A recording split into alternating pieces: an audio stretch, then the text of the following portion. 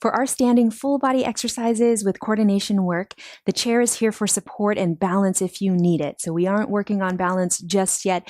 So if you do feel like your balance is challenged for today, please keep a hand on the chair the entire time. Make sure that you do only what is safe and what you are comfortable doing. Let's do our first movement. So it's slightly different from a seated position. I call this the slow skater. I'm going to give you the side view for this one.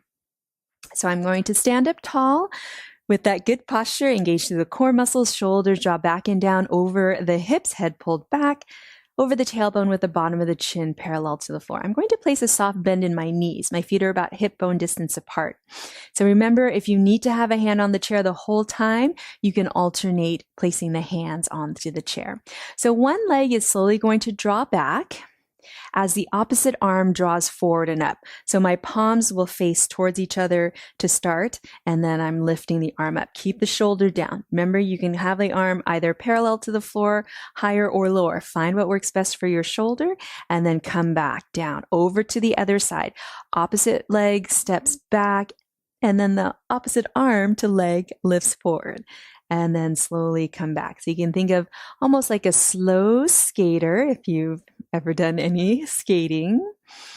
Moving slowly from side to side. I'm maintaining a soft bend in my knees the whole time to make sure I don't lock out the joints.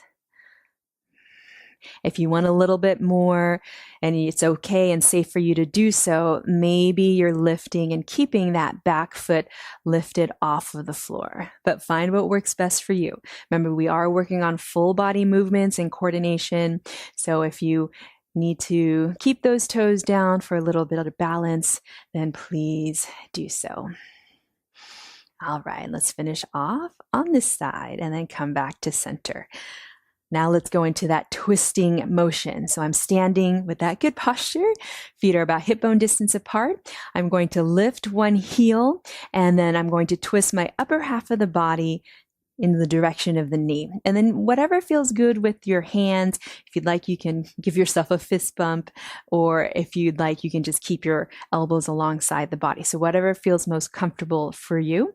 Let's move over to the opposite side, lifting the heel, bending the knee, and twisting over to the other side. So as we go slowly from side to side, finding a nice smooth way of breathing. If you want a little bit more, maybe those toes lift. But if you do find that the balance is challenged a little bit too much, then keep those toes down. We really want to focus on strength and coordination of the movements of the different parts of the body that are moving. So if it is distracting you, if to lift the foot completely off of the floor, then please keep those toes down. So feel the work of the core, the side waist, and let's finish on this side and then go ahead and shake it out. All right, this next one will be opening up through the front or the center part of the body. So let's start with the feet together. Let's draw those arms forward, but I'm going to keep my palms facing down. And maybe the thumbs start to touch, or maybe you're separating your hands even wider than the shoulders. Find what works best for you.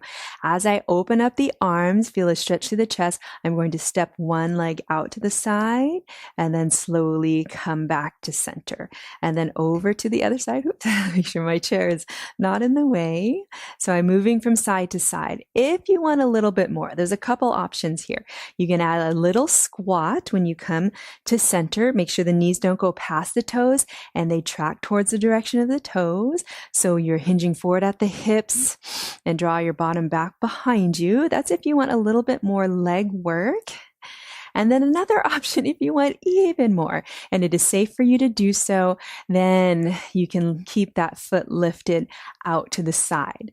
That works a little bit more on strength, more on balance, but find what works best for your body. And each day might be a little bit different. So maybe one day that you're doing this, you're just focused on strength work. Maybe one day you want to do a little extra for the balance. So lots of different options to suit your needs for today. Let's come back to center. Whew, you'll feel some work in the shoulders, the upper back, so feel free to shake it out. All right. Now we're going to do a little bit more twisting work here. So we'll start with the feet together, and then we'll step out to one side and we'll tap those toes in front of the foot. And as we tap those toes in front, we're doing just a little twist. Have a soft bend in both knees. Come back to center, step it out, and then over to the other side, tapping forward or even crossing and a little twist. So make sure that the balance feels good. And since we are coordinating our movement, our body into these different movements, feel free to keep a hand on the chair the whole time if you need to. These movements are meant to feel a little different from your everyday movements. So it might feel a little funny, maybe a little awkward too, but it is testing the strength of our body and our balance. So we do want to move in a way that is not too common so that we can make sure we're keeping our bodies and our minds sharp. Nice. One last time on this side, and then come back to center and shake it out. And then our last standing full body and coordination movement is a little squat with the arm swing. So separate your feet if you're standing a little bit wider than the hips. So when we do a squat, I'll give you the side view. Just to review, we hinge forward at the hips, maintain that strong flat back.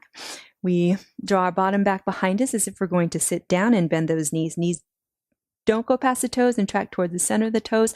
Chest stays nice and lifted. Core is engaged strongly. Melt the tailbone down. And then to stand up, we straighten the legs and stand up tall. So let's add those arm swings in it. So let's start by drawing those arms forward, palms facing each other. Let's come into that little squat and draw those arms back behind us. And then it's as if we're going to jump up, but we won't.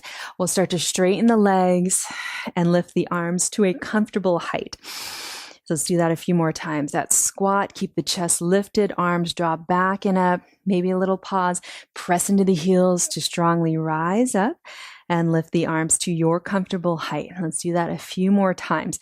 So the depth of the squat is up to you. Make sure you're engaging through those core muscles, especially when we come into the squat. Notice if the tailbone is lifting up or if you're overarching through the lower spine. Try to think of lengthening through that lower back and really feel the muscles of the legs work. Feel the buttocks work, especially when you come into the squat, and then strongly press on up into a standing position one last time. This is our kind of slow motion jumps, and then come back, shake it out. All right, great job, everyone.